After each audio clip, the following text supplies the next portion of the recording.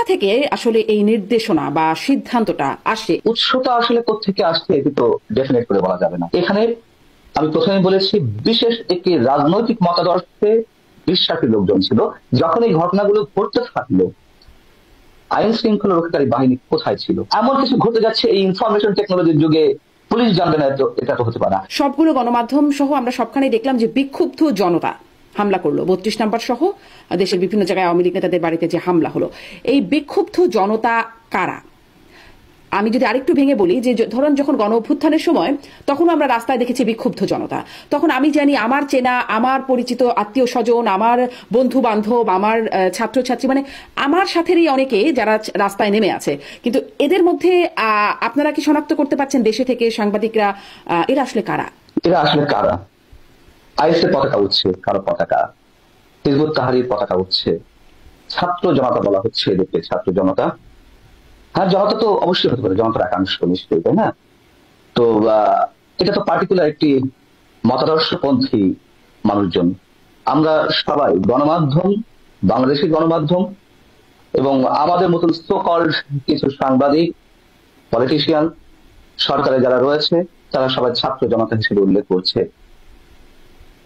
আমি জনতা যদি বলি, গণ অভ্যুত্থানে ৫ই আগস্ট গণ অভ্যুত্থান, অনেকে বলে বিপ্লব বলে, এটা তাদের বিষয়। আমি এর সঙ্গে এক দণ্ড আমি একমত নই যে বিপ্লব ছিল। যাই হোক, আমি বিশ্বাস করছি এখানে ছাত্র জনতা ছিল, সেখানে বিশাল অংশের মানুষের গণজমায়েত ছিল, সেটা ছাত্র জনতা হতে পারে। এর পিছনে কি ষড়যন্ত্র কিংবা ষড়যন্ত্র ছিল না, সেটা অন্য বিতর্ক। বাট আমি নিজে দেখেছি সেটা ছাত্র জনতা বলা যেতে পারে সেদিকে।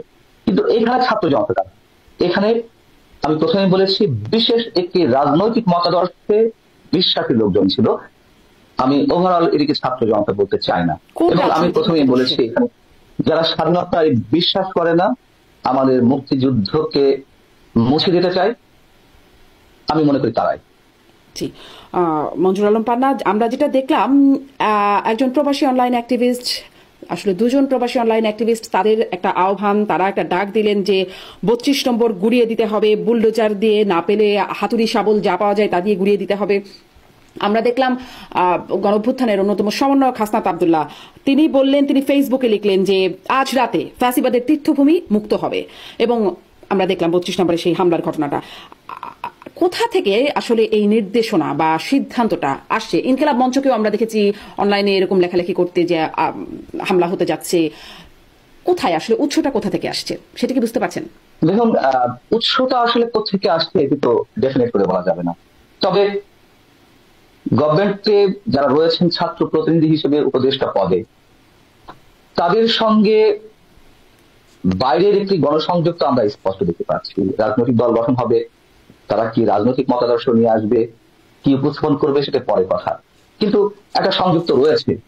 এখন প্রধান উপদেষ্টা যে কথাটি বললেন, বিবৃতি দিলেন কয়েক দফায়, সেই বিবৃতিতে কি বলা হয়েছে?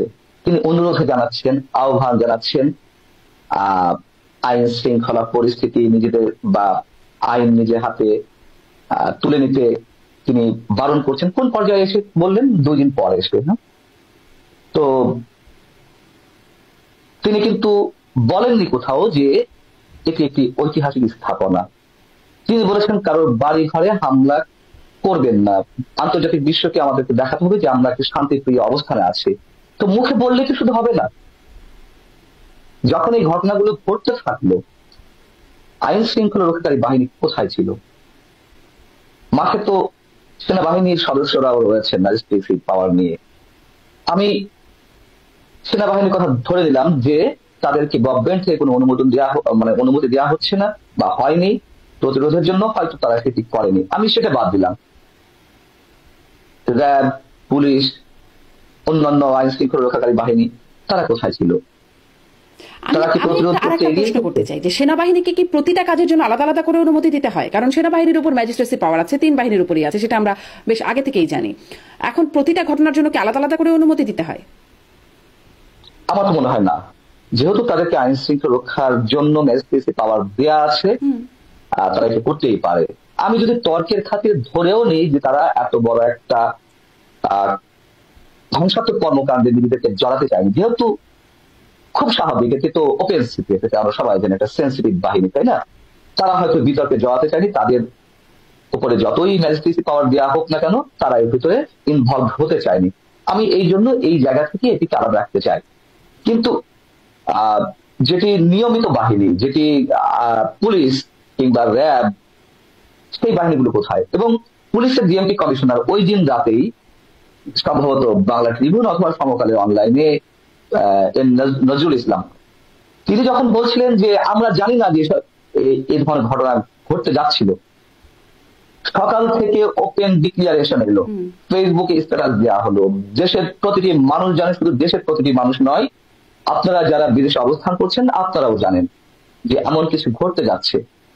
তো এমন কিছু ঘটতে যাচ্ছে এই ইনফরমেশন টেকনোলজির যুগে, পুলিশ জানবে না তো এটা তো হতে পারে না। আচ্ছা ঠিক আছে, পুলিশ জানলো না, যখন ঘটছিল তারপরে পুলিশ কোথায় ছিল?